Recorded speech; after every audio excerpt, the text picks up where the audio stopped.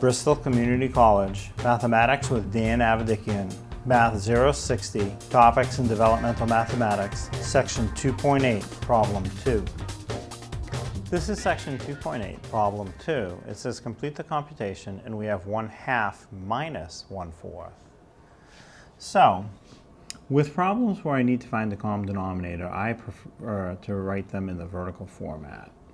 So I'll write it like this, 1/2 over 1/4 with a subtraction. So now, to make the denominators the same, I have to consider what's the smallest number that the 2 and the 4 both divide into evenly. And 4 is a very good choice.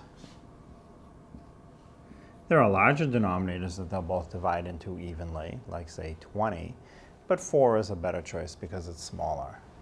So, for the top fraction, I have to ask myself, something times 2 turned it into a 4, must have been times 2. 2 times 2 is 4, so the numerator is multiplied times the same value, in this case times 2. 1 times 2 is 2.